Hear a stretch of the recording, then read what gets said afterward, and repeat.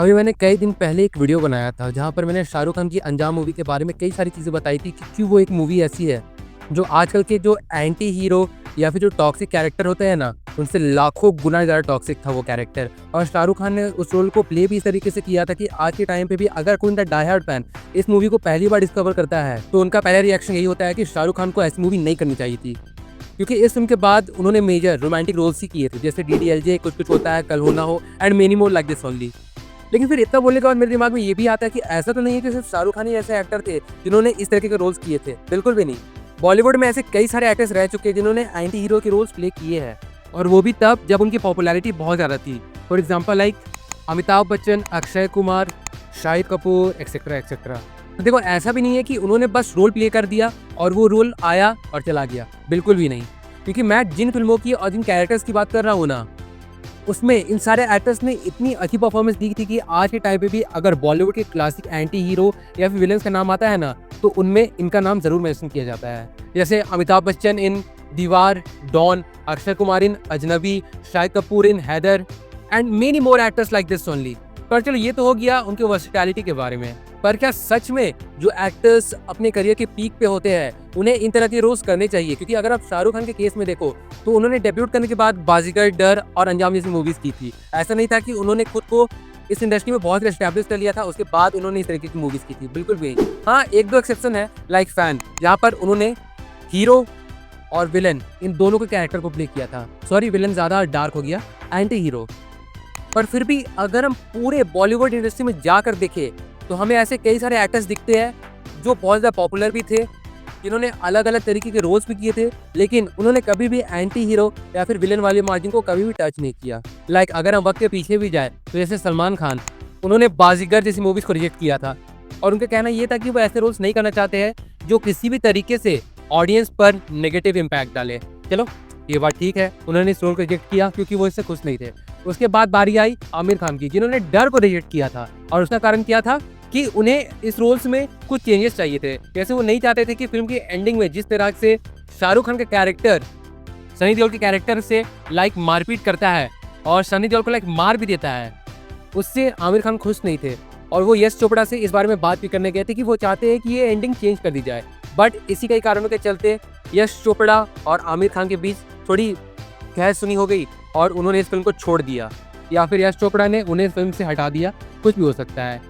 और आमिर खान को on screen एक विलन वाला कैरेक्टर प्ले करने का मौका नहीं मिला। बट इस चीज़ को हम फास्ट फॉरवर्ड करते हैं कई सालों बाद, जब आई थी धूम फ्रेंचाइज की तीसरी फिल्म धूम 3, और यहाँ पर फाइनली हमने आमिर खान को एंटी हीरो वाले रोल में देखा। मतलब अगर देखा जाए तो धूम फ्रेंचाइज ऐसी फ्रेंचाइज है ना, जहाँ पर जो गुड गाय होते हैं उनसे हम ज़्यादा सिंपैथाइज नहीं करते हैं, बल्कि हम चाहते हैं कि इस फिल्म में जो चोर या फिर जो विलन वाला कैरेक्टर है या फिर एंटी हीरो वाला कैरेक्टर है वो जीते। क्योंकि जिस तरीके की कहानी इन सीरीज में रखी जाती है वो हमें एंटी हीरो वाले कैरेक्टर से ज्यादा सिंपैथाइज करवाता है। और सेम इसी तरीके के कैरेक्टर को धूम 3 में आमिर खान ने प्ले किया था। और अगर स्क्रिप्टिंग को हटा दी जाए तो सच में जिस तरीके के रोल आमिर खान को दिए गए थे ना, उन्होंने इस फिल्म में उस रोल को अपना 100% दिया था। क्योंकि देखो, जब ये मूवी आई थी ना, तब मैं बहुत ज़्यादा मूवीज नहीं देखा करता था, और खास करके हॉलीवुड की मूवीज तो बिल्कुल भी नहीं देखा करता था, और इसीलिए मुझे इस फिल्म का ट्विस्ट पसंद आया था। पर चलो, ये तो कुछ हो गए उन एक्टर्स की बात जिन्होंने एंटी हीरो को प्ले किया था या फिर उन्होंने प्ले करने के बारे में सोचा था, लेकिन कई कारणों की वजह से उन्होंने रिजेक्ट कर दिया।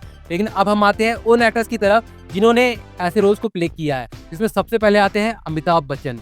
देखो, हाल में जब ये अनाउंस हुआ था ना कि डॉन फ्रेंचाइज में अब शाहरुख खान को रणवीर सिंह रिप्लेस कर देंगे, तो उस बात को सुनकर जो ऑडियंस है ना, वो इंटरनेट पे बहुत ज़्यादा ट्रोलिंग पे उतर गई थी रणवीर सिंह के लिए, और लोगों का अपना अपना पर्सनल ओपिनियन था इस बात को लेकर। लेकिन अगर हम रणवीर सिंह को हटा दें और उनसे पहले शाहरुख खान उन्हें भी हटा दें, तो जो ओजी कैरेक्टर था डॉन का, उसे प्ले किया था अमिताभ बच्चन सर ने। और अगर हमें न्यू एरा में डॉन जैसा कैरेक्टर देखने को मिला था तो उसका कारण सिर्फ और सिर्फ अमिताभ बच्चन थे।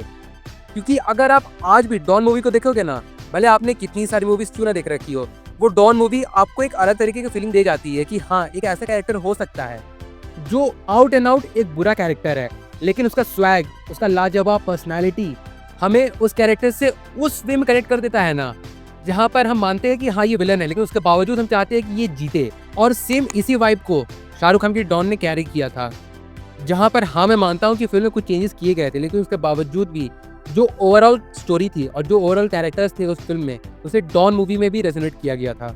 वेल डॉन से हटकर दीवार में भी अमिताभ बच्चन ने काफ़ी अच्छा एंटी हीरो वाला रोल प्ले किया था, जहाँ पर उनके जितने भी एक्सक्यूजेज रहते हैं उनके गलत काम करने को लेकर, उससे जो ऑडियंस रहती है ना सिंपैथाइज करती है कि हाँ उन्होंने ऐसा इसलिए नहीं किया क्योंकि वो बचपन से चाहते थे ऐसा बनना, बिल्कुल भी नहीं। कई ऐसी सिचुएशन आए, कई ऐसी परिस्थितियाँ आई जिसके चलते उन्हें ऐसे कदम उठाना पड़ा। और ऐसा भी नहीं है कि वो ये सब सिर्फ खुद को खुश करने के लिए कर रहे थे, बिल्कुल भी नहीं। जो अल्टीमेट गोल था ना वो था अपनी माँ के लिए, और इस कारण की वजह से इस फिल्म से भी बहुत ज़्यादा लोग इमोशनली कनेक्ट रहते हैं। और इस इमोशनल वैल्यू के अलावा इस फिल्म में भी अमिताभ बच्चन का ऑरा इन्फिनाइट लेवल पे था, जहाँ पर उनका ये फेमस डायलॉग आज के टाइम पे भी कई सारी मूवीज में यूज किया जाता है। तुम्हें ही ढूंढता था। तुम लोग मुझे ढूंढ रहे हो और मैं तुम्हारा यहाँ इंतजार कर रहा हूँ, जिसे आज के टाइम पे हम पॉप रेफरेंस या फिर मेटा रेफरेंस कह सकते हैं। चलिए ये तो हो गया अमिताभ बच्चन और शाहरुख खान की बात। अब हम आते हैं the another OG actor Akshay Kumar की तरफ। देखो अक्षय कुमार भी उन कुछ गिने चुने एक्टर्स में से है ना जो हर तरीके के रोल को प्ले करना चाहते हैं, और वो करते भी है पूरी अपनी 100% देते हुए।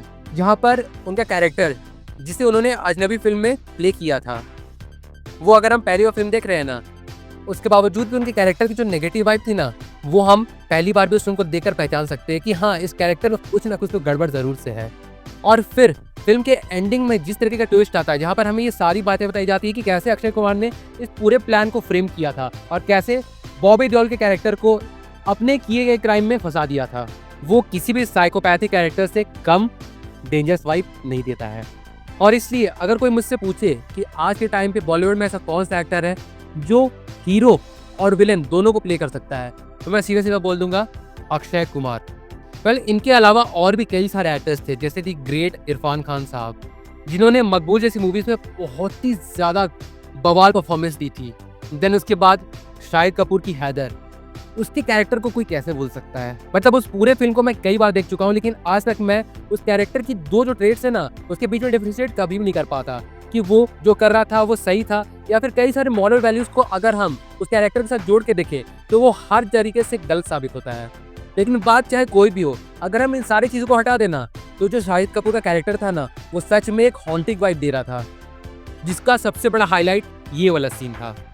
वेल इन सब के अलावा ऐसे कई सारे और भी एक्टर्स रहे हैं जिन्होंने बोथ हीरो और विलन्स का रोल प्ले किया है, लेकिन अगर सच बताऊं तो मेरे दिमाग में अभी कुछ यही एक्टर्स आ रहे थे, इसलिए मैंने इस टॉपिक को कवर करने के लिए इन सारे एक्टर्स का नाम लिया।